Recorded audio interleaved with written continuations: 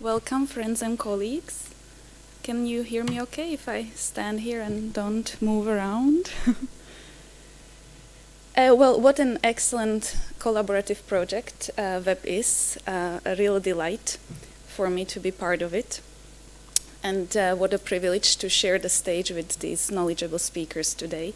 I hope you would have seen the synergies among them, including the value of repetition for young children, including the importance of gaps in design for apps. Now, I'll try to summarize some key chapters, lessons learned from the research, kind of simplifying the debate a little bit, since I'm aware of the mixed audience we have here and that is watching and will be watching the video of this lecture. Hopefully I don't oversimplify it, but just simplify it. I'll start with these two quotes. I'll let you read them.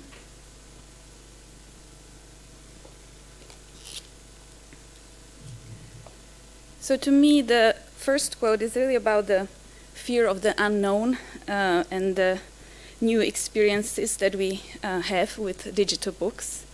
And the second one by the English actor and comedian Stephen Fry is really reminding us about the fear of substitution or replacement that is connected to innovation. And that very often turns out to be unfounded.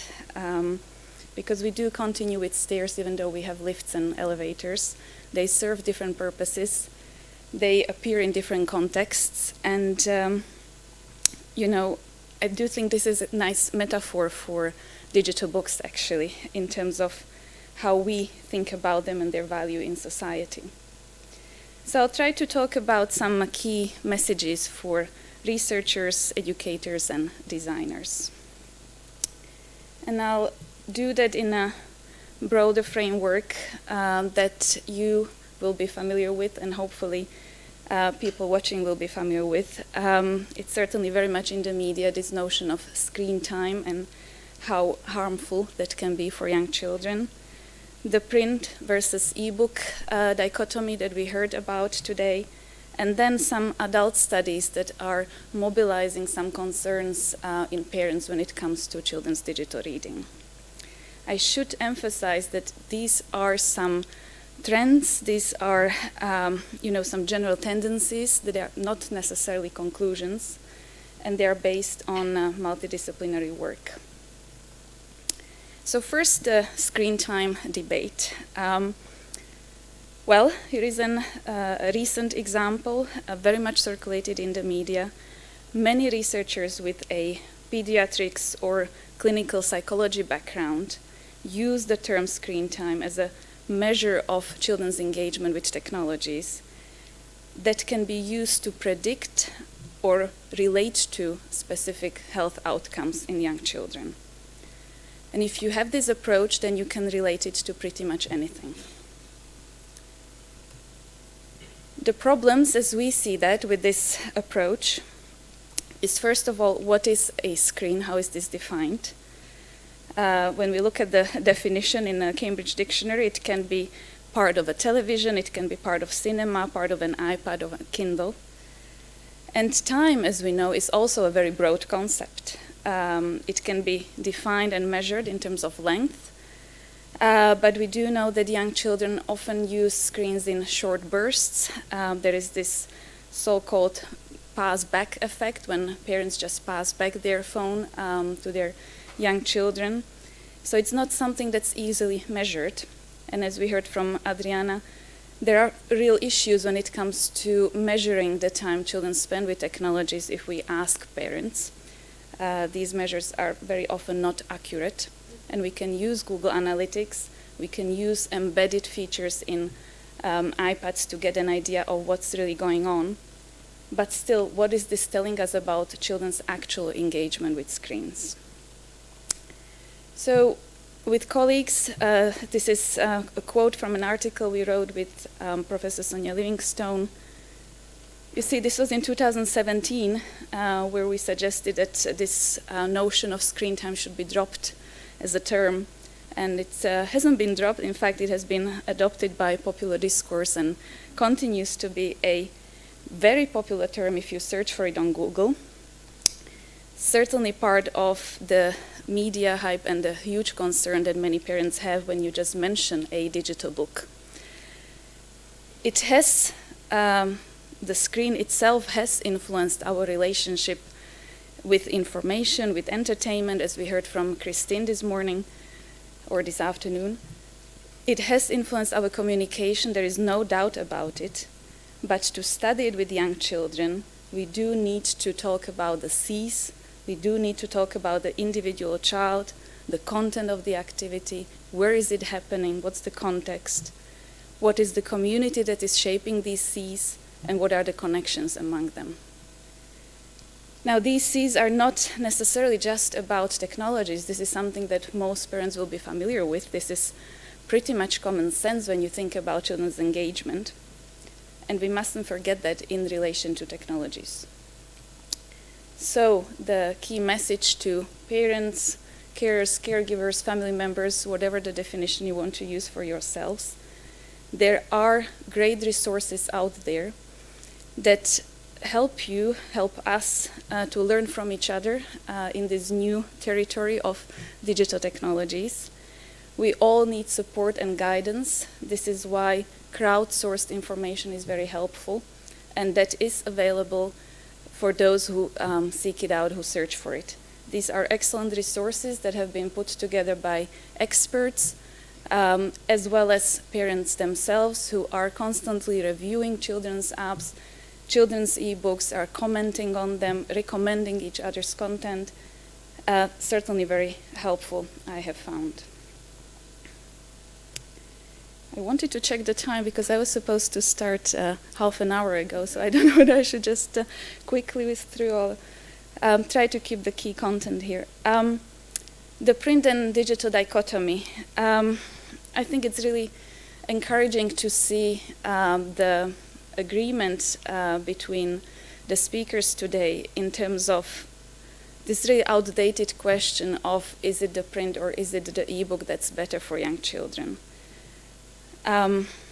Elisa has reminded us that we should really enrich and widen the notion of reading and how important apps are for young children. And we heard from Adriana how important they are for the children on the periphery, so to speak. So children with specific needs and difficulties.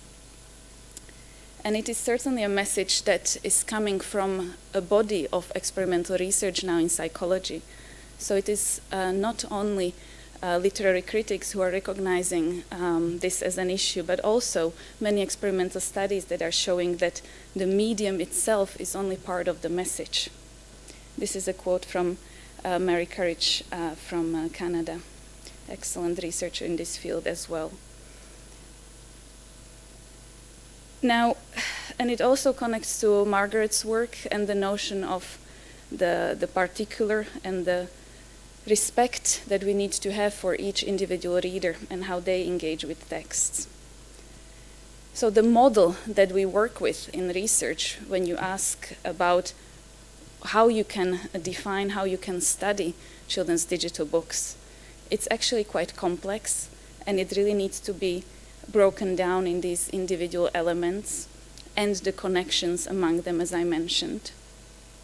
The parent-child dyad, or the parent-child partnership that occurs when they are sharing a book together, the child's characteristics, how that relates to the format characteristics, to the content, and then to the wider sociocultural factors. Extremely important.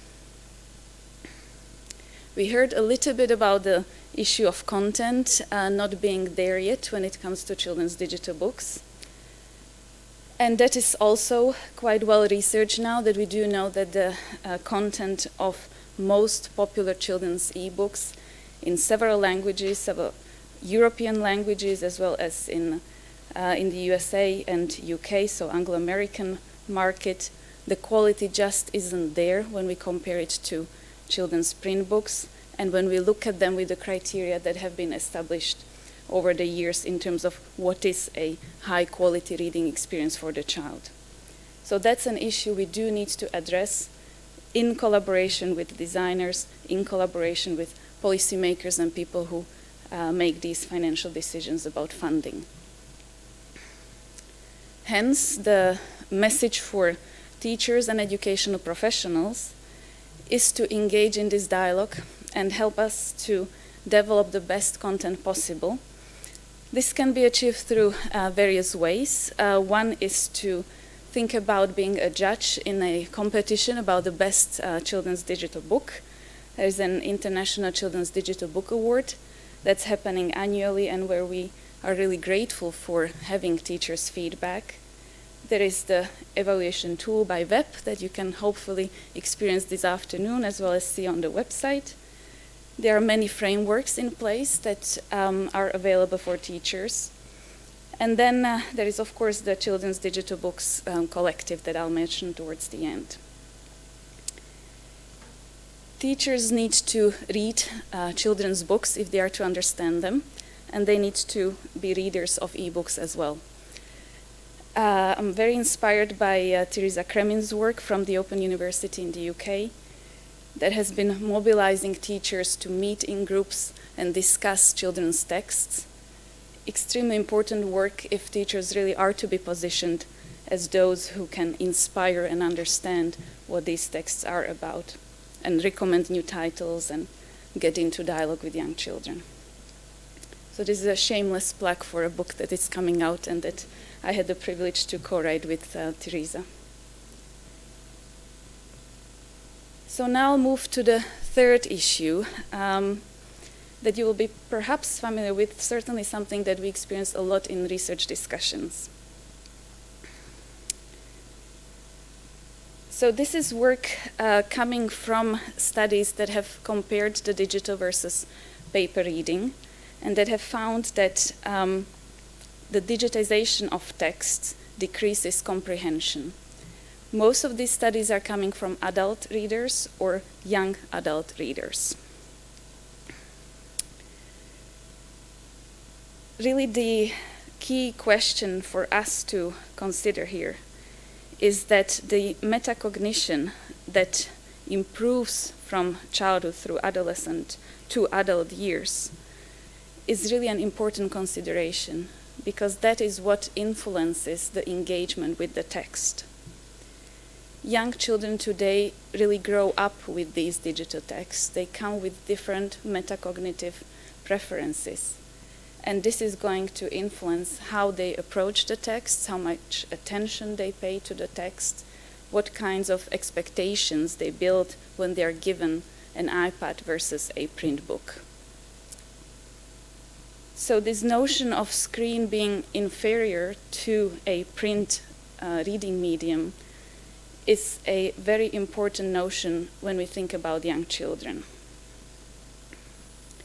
We heard from Christine how important it is to pay attention to the child's voice and how really nonsensical it is to take adult studies and think about them in relation to young children. And here I give credits to the pediatricians and psychologists who have been saying that this is really suboptimal because children do have different developmental patterns. They have a different set of priorities and ways of engaging with the world. So we cannot have the same concern we have for adults or think how adults read e-books and think that that is how young children will engage with them. And as I mentioned, there are now studies that show that we can explain these effects in adults through metacognitive rather than technology-related factors. So metacognition is what happens in your head rather than what happens in terms of actual performance.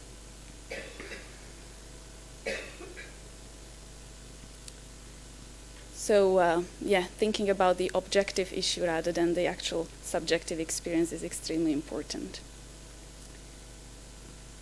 Now, older children who are on average more proficient readers have better comprehension with reading media. They are more fluent in, and also that they are more often taught to interpret and understand. And given that schools, by and large, focus on nurturing children children's understanding of print-based texts rather than video or audio material, we could predict that this print-based comprehension will be higher for this medium. And that is indeed what has been shown by these studies. One of the most researched cognition or cognitive function, memory, has different correspondence to medium depending on age and depending on the study participants. So as you can see here with the short-term recall, these experimental studies have shown that for adults and their memory, the information that they read was greater for information that they then watched on TV. But for children, the effect was opposite. And it's really a very elegant way of illustrating how the same outcome measure, if you like, plays out very differently for different age groups. So these key concerns that we are hearing in the media, we are hearing from experts who have worked with children's reading and adult reading for many, many years, are very valid concerns. What I'm saying is to not interpret them as to say that children's digital books are harmful for the reading, because the evidence is not there. We do need to be aware of these concerns, but we need to be careful about not over-interpreting them. This is a short summary of studies that have been conducted in terms of the added value of children's e-books. As you can see, it's mostly children who typically do not either enjoy reading or do not self-select reading, children with special educational needs, special language impairment, children who actually need to read most and we need to engage most. So we really fail these children if we demonize e-books as something that is inferior to a print book.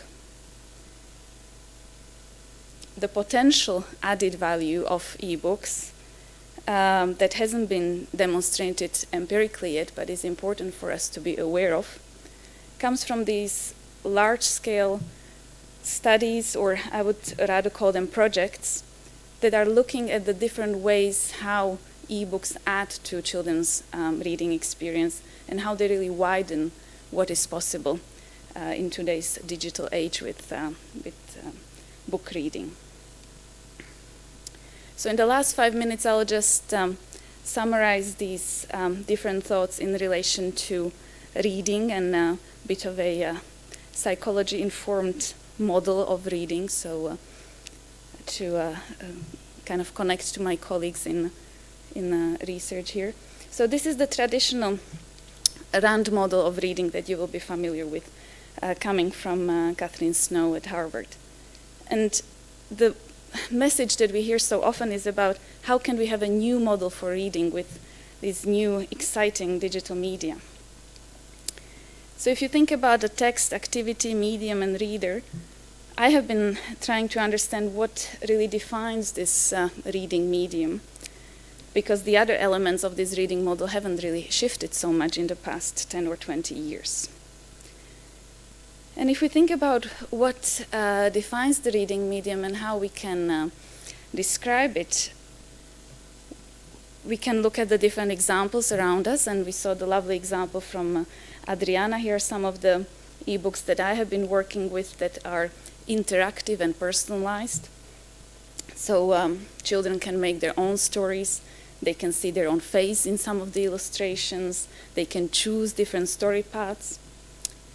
Or you can have them as non-fictional interactive personalized books, where children, in this particular example, co-create digital books with their parents about healthy eating and vegetable, and then they can share the digital story together.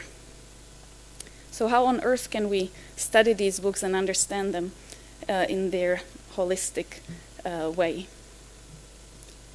And I hope that you recognize why I feel so passionate about the notion of not talking about this as a screen time activity, because we really need to narrow it down and go to the deeper question of what is interactivity here, what is personalization here, being very accurate about how we define the unit of analysis here, and being very precise how we measure it. And this is a mathematics model, but we certainly need that in all other branches of research. So just to think about interactive features, it's something that researchers in game studies have been struggling with as much as we have been in relation to children's books. The multiple levels of interactivity are just growing and growing as we are getting more technological affordances. And they're also changing as we are learning more about new theoretical approaches to children's books. So for those of you who work with post-humanism, will be familiar with the term intra-act rather than inter-act. So the notion of this entanglement between the reader and the interactivity within the book that is really co-constituting each other. So they are so entangled that it becomes one amalgam of interaction and intra-action. We can also divide up interactivity into different subparts or sub-elements, if you like.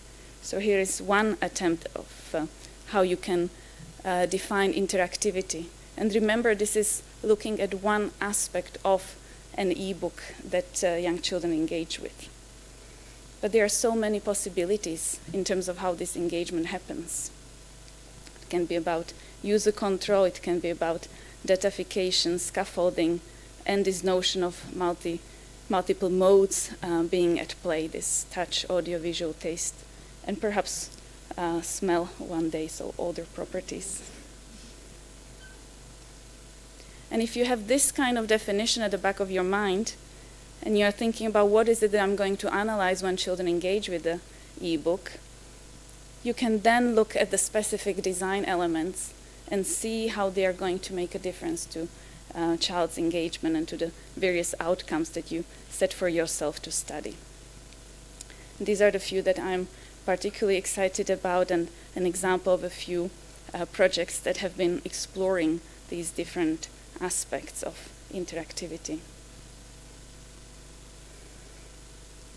And just briefly about personalization, because that is very much my little baby, what I have been studying a lot, personalization in young children's e-books.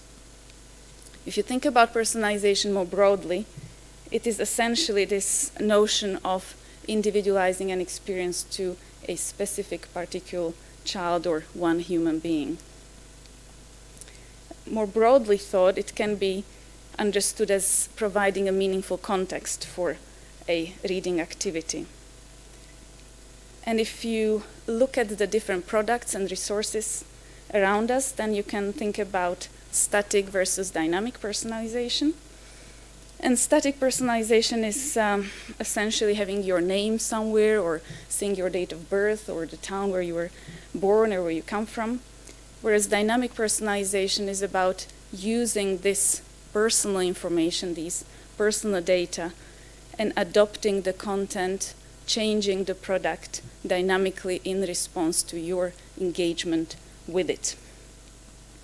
And the technology giants like Google, Amazon, Facebook, and Apple, they are really using and misusing dynamic personalization for commercial benefits.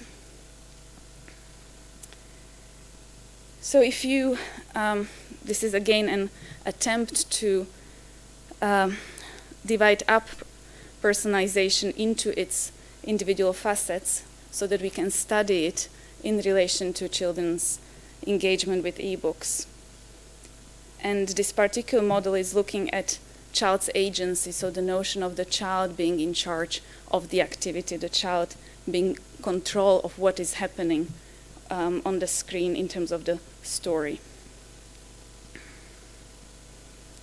And just some examples in terms of how this notion of giving children control and a sense of belonging to the story, because they are the agents, how that can be then studied in terms of the aesthetics of the story. These are the 5 A's, remember, so it's aesthetics, authorship, autonomy as an example of variables that we can be exploring in terms of children's engagement with interactive, personalized ebooks.